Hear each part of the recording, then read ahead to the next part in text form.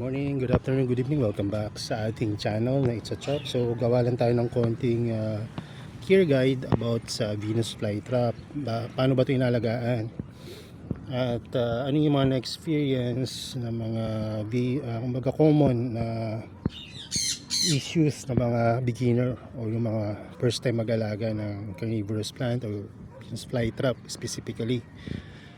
So ang Venus flytrap, may tatlo lang lagi na kumbaga hallmark na dapat maalala mo. Unang-una sa media, para hindi ka masyadong maging komplikado yung iyong pag-aalaga. Gumamit ka ng pinaka-basic na acceptable sa karamihan, which is yung sphagnum moss and perlite. Ang perlite, ito yun, yung mga ganito, yung mga magagaan na pebbles or media. Ito yun, yung perlite. Nabibili to sa ilang mga grams o kilo, o mas tamang sukat ay yung per liter yung kanyang timbangan, hindi yung weight kundi yung volume. Bakit kanyo? Kasi masyadong airy itong media na to. Dahil kung makikita nyo dito liters, yung ibig sabihin 90 to 100 liters yung kanyang unit, no? Yung timbang ng sako na yan. So ano yung sumunod na media? Ang sumunod na media naman ay sphagnum moss. Yung pinaka the best ay syempre ito yung mga galing sa live sphagnum moss. Pero kung wala, pwede rin yung mga dried. Kaya lang sa mga dried kasi minsan yung lalo na yung mga compacted o yung compressed, yung sphagnum moss blacks, no? Pagka ganon, minsan matataas yung minerals noon, at minsan may mga chemicals or tannins na kasama. So mga old media kasi yun eh. So pero pag galing sa live sphagnum moss, halos hindi mo na hugasan to, ready to use na. So galing to sa sa live, kaya napaka easy gamitin. Ang ano lang, kapag nag-store kayo ng live or any, kahit hindi live, kapag nabasa na yan, huwag nyo hayaan nakababad. Kasi pagka binabad nyo yan, babaho, parang amoy kanal or basta mabaho. So kaya ang gagawin nyo, i-drain nyo. No, halimbawa nagamit nyo na at hindi nyo nagagamitin, i-stack nyo na lang. I-stack nyo siya na medyo dried na. No, kung gusto nyo mabuhay, diligan nyo ng regularly. Pero wag yung hayaan na pabad sa tubig. Dapat parang sa mga halaman natin, kailangan ay natutuyo para hindi bumaho. So ayan ang media na ginagamit namin. Tulad dito, yan nga, nagigi-green na. Ganyan mangyayari kapag galing sa live, medyo nagi-green. Pag nasobrahan kayo, punggos ang abon nyo. Pero kung sakto lang, hindi yan tutuloy. So ang media namin ay ito, uncut version to, kumbaga hindi pinlaan. Nandyan talaga yan kaya para pag may bibili. So sphagnum moss and perlite, so 50-50 or 60-40, mas marami ang perlite. Tapos lalagyan mo ng toppings na live pure sphagnum moss. Bakit? Kasi para hindi magtalsi-talsikan yung mga perlite. At ganoon din, hindi uminat ng gusto yung ibabaw ng inyong mga media. So alam niyo na, pagdating sa na media, no? Sunod yung paso na gagamitin nyo. Yung paso na gagamitin nyo, kailangan ay made out of plastic. Hindi pwedeng gawa sa clay or gawa sa basta. Kasi bakit plastic? Kasi hindi siya nagkakaroon ng mineral build-up para sa mga clay. Mas aerated, mas maganda. Ano ba yung mga aerated or maraming butas? Ayan, yung mga ganyang paso, or tinatawag rin silang net pot. May dumating ako dito ng paso, i-share ko sa inyo. Ang ganda. Ayan. So ito, solid. Ang ganda, di ba? Medyo magagastos lang ako ng konting media kasi dito ko ilalagay mga for sale ko. Ito yung net pot na galing sa hydroponics, ginagamit sa hydroponics. Kaya matitibay itong mga to, di ba? Hindi ka mamroblema sa aeration, talagang butas eh. Ang ano lang dito, maaring lumabas yung perlite. Ang ano lang mangyari kasi niyan, nilagyan mo ng perlite and sphagnum moss yan. Pag diniligan mo, tatanggal yung mga perlite, may iwan yung mga sphagnum. Pero hindi naman maubos yung perlite nun. Magkakaroon pa rin ng perlite yun sa paligid. Para sa akin, okay yun. So, pwede rin naman kayong gumamit ng ibang mga paso. Tulad na ito. Okay rin yan. Subok ko na ito. Magandang klase. So, ang mga paso nyo pala, wag nyo ibibilad. Kasi pag binilad nyo, nangyayari ganyan. Ayan. Na ano siya, nagiging brittle. Ayan, di ba? Na ano siya, nagiging brittle. Kaya ang gawin nyo, ipasok nyo sa hindi naaaraw na ulan ng lugar. Pag hindi nyo pa ginagamit. Sumunod, pagdidilig. Ang pagdidilig nyo, gamit kayo ng rainwater o kaya any low minerals na tubig. Ano ba yung acceptable na sukat? May sukat pa pala yun, sir? Oo, may sukat yan. Pagka nag-aalaga kayo ng halaman na ganito, kailangan tama yung sukat ng tubig nyo. No, kung wala kayong TDS meter, ang pinaka-safe ay yung distilled water. Pwede rin yung mga tubig na galing sa mga water refilling station. Minsan sumasablay yung mga water refilling station kapag hindi legit yung kanilang mga pang-filter. Kasi kahit mga mineral water, yung minerals niyan minimal lang.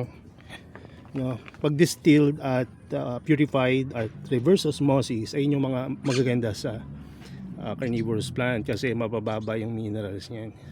So ito ay galing sa rainwater naman to. So tingnan natin kung anong sukat ng rainwater. So ang sukat ng rainwater ay 29. So pwede na yan. Kasi ano ba yung safe sa mga carnivorous plant? Ang safe ay 70 pababa. Actually, kahit na mag 100 yan, safe pa rin yan. Kaya lang, huwag mong tagalan na puro 100 lang dilig mo. Mas mababa, mas maganda. Minsan, may pangyayari na yung ating isa sa mga bumili sa atin, nagbakasyon. Ang napandilig ng kanilang kasambahay ay galing sa aquarium. So, tingnan natin kung anong sukat ng aquarium water. Kung bakit namatay yung mga halaman niya. Ayan. Aquarium water ay nasa 234. Kasing taas ng minerals ng mga tubig saan? Sa balon or sa mga deep well. Hard water siya. Kasi yung dumi ng mga isda, no, ay nakakaroon ng build up ng minerals dahil doon. So kaya ang magandang pandilig, ano nga, rainwater, distilled, reverse osmosis, purified. So ayan yung mga sa tubig. So paano naman ang pagdidilig? Sa mga Venus flytrap, kung nasa labas naman yan, pwede kayong mag water tray para kapag umulan, hindi masayang yung ulan, madiligan yung halaman nyo, may extra pa kayo, no? So pwede kayong mag water tray, pero wag masyadong mataas para hindi malunod yung halaman nyo. So kapag naka water tray kayo, hindi kayo magdidilig halos araw-araw. Magdilig man kayo araw-araw, hindi lahat didiligan nyo. Yung mga lugar lang na sa tingin nyo ay kailangan ng diligan. Tulad halimbawa dito sa setup ko, lahat ay halos hindi na pa kailangan diligan, maliban na lang sa mga lugar na mga ayan, paano nyo malalaman kung kailangan diligan? Tusok nyo yung daliri nyo sa gilid-gilid o hawakan nyo.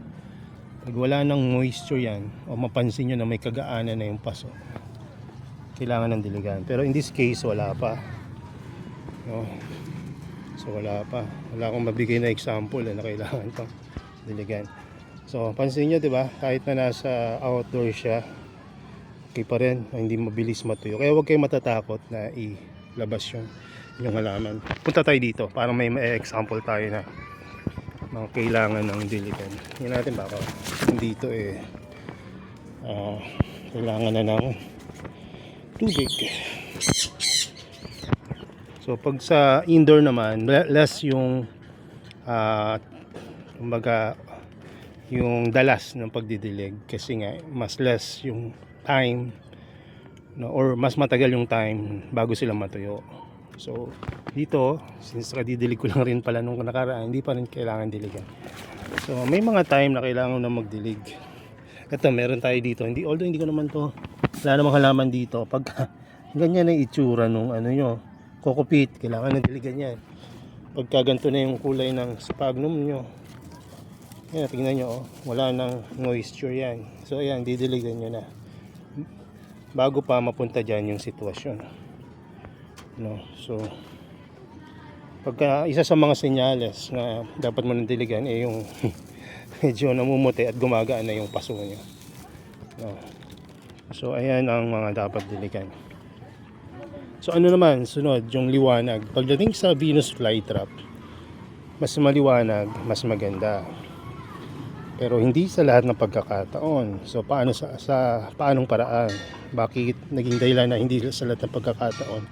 Kapag ang halaman ninyo ay stress or may sakit, like for example dumating na dahil galing sa abroad, mga 3 rhizome na lang yung dumating, huwag nyo agad paarawan kasi baka tuluyang matunaw. Ano nyo pwedeng gawin ninyo, no? Kung siya ay sensitive at galing pa sa ibang bansa at kailangan nyo acclimate, tulad ng ginagawa ko ngayon dito sa Siberia natin, ilagay ko muna siya dito sa medyo yung lugar na less yung direct na araw, na hindi siya agad matutuyo. Pero dapat hindi waterlag, kasi pag waterlag maaring tuluyan tong matunaw.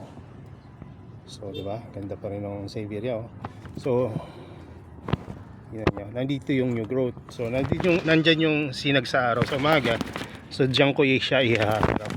Bakit nakataas? Kasi nga para mas maarawan siya, pangalawa hindi siya mag waterlag. So mahalaga yung hindi waterlag, kasi yung waterlag o yung sa dami ng tubig or ayun nga, overwater sa ibang salita, paaring makapag rot ng iyong mga halaman. Kahit na napakaganda ng halaman nyo, tapos winaterlag nyo, niripat nyo, good luck. Kaya maganda na hindi waterlag yung ating mga plants. So sumunod ay ayun, pagpaaraw. Kapag stress pero malaki-laki naman yung BFT nyo, paarawan nyo na. Bakit? Kasi sigurado naman na may mangingitim na mga old leaf tulad niya, no? So marami namang leaf yan or pita, tawag yan, traps. So may masasakripisyong parte ng halaman, yung mga old growth, which is gano'n naman talaga. May mga panahon na gano'n na kailangan nilang makarecover. So kinukonsume nila yung stored energy nila sa rhizome para mag-produce na new rhizome, new growth. So lalabas, no, yung mga bagong growth nila, tulad na lang halimbawa dito sa FTS Archangel na dumating to na talagang bugbog sarado, no? Parang ganyan yung itsura, oh. Tapos pinarawan natin, nag-produce ng new growth, which is ang lalaki nga, yan, oh. Tapos yung mga luma natuyo yung mga dati, yung maliliit at mga lumang rhizome at traps, you know. Pero naman ang good news naman yan, pag pinaarawan mo at in-outdoor mo, makakahuli ng insekto, maaarawan, photosynthesis plus yung pagiging carnivorous nila, diba? Parang ano yan, negosyanteng may regular na trabaho at porpoise pa. Joke lang. Ayan. So kumbaga mayroon ka ng meron siyang photosynthesis, may huli siya, 'di ba? Tapos acclimate yung nag-acclimate siya. 'Di ba? Ito ang mga newly repotted ko, nag-acclimate. Hindi ako natatakot na puro itim yung hanggat may new growth, no. Huwag kang kakabahan. Mabubuhay yan kahit na maliliit yung repotting mo. Kasi tulad nito, tingnan nyo, after repotting, nabuhay uli siya, recover, kumbaga. balik alindog. Anong pang cultivar to? Hindi ko alam itong anong cultivar to, Anyway, so galing, mga tulog yan, kumbaga galing sila sa mahimbing na pagkakatulog kasi yung tagapag-alaga nila tinamad. Tagal na hindi nag-alaga ng carnivorous plant at pinabayaan ko lang dito na hindi nadidiligan at hindi ko pinapansin. Matira matibay, di ba? Pagka hindi mo inalagaan at hindi mo ino-observe yung mga halaman mo, kala mo okay, kapag biglang uminit, yari ka. Kaya nga yung kanina pagtaas-taas ko lang ng paso dito, parang naramdaman ko kailangan ng diligan nito mamaya. Ito mag-aano, di ba? So ayan, So mahalaga sa kanila yung tatlo na yon. Una, media na sphagnum moss and perlite, right media, low mineral media. Pangalawa, low mineral water. At pangatlo, direct sunlight. 'Di ba? So ayun yung tatlo. No, marami pang pwedeng halimbawa sir, bakit ganito yung halaman ko? Ang lilit ng traps. Kaya yung mga new growth ay nangitim. So maraming mga dahilan, pero kapag binigay mo yung tatlo na yon na binanggit natin kanina, no? At kumbaga hayaan mo siyang maarawan, no? At maka-receive ng low mineral waters. Huwag mong laging kung ano-anong ginagawa mo. So mabubuhay yan. Isa rin sa pala sa mga dahilan kung bakit namamatayin yung mga baguhan ng mga Venus flytrap ay yung laging pinapakain, no? Pinapakain, walang problema sa pagpapakain, basta sa isang halaman, let's say for example ito, sa isang halaman na to, isa lang yung pakainin mo, wag yung lahat o marami, isa lang. Kapag napakain mo siya at bumuka, that's the time na pwede mo na uli siyang pakainin. May advantage ang pagpapakain at disadvantage. Pag tama yung pagpapakain mo, magpuproduce niya ng new traps, or bigger at healthier, no? Pero pag nasobrahan ka sa pagpapakain, no, maaring maging yon ng pangit na BFT, no? Makita ng BFT na puno ng yung bibig ng no, yung manual na pagpapakain, di ba? So pagka pinakain mo kasi yan, there's a high chance na hindi na yan bumuka at hindi na maging functional, mangitim todo, di ba? So huwag mo na pakainin. Kung saan naman nakakul yan, ito hindi pinapakain, no? Tatlo yung nakain niya, isa, dalawa, tatlo, di ba? So keep it outdoor para kumain sila. Okay rin naman na pakainin sila pagka binibida mo sa bisita nyo, no? Kaya pag pang reels, diba? Pero makakakain yan kahit na sa mga indoor setup, nakakakain yan sila. Yan, may pantawag sila ng nectar, no? So just may trigger hair sila kung saan sila nakakakain. Pagdating naman dun sa mga mutated traps, enough na yan yung hayaan sa arawan at gaganda rin yan. Tingnan nyo ito, mirror. Hindi naman kumakain yan ng madalas, pero yan, diba? Lumalaki, upright growth, healthy, diba? Mas malaki pa siya dun sa mga nakakakain. Na may paraan sila, hindi sa pagkain, sa photosynthesis naman. Itong mga mutated traps pala, nagpo-produce rin sila ng normal traps at nakakakain din sila.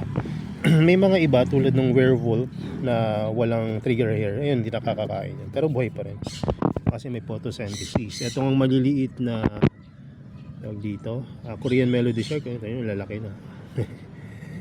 Diba? Nakakakain niya kahit maliit, langgam. Kung anong kakasya. Ayan, diba? So ayun lang yung siguro masyado na mahaba itong ating guide sa BFT.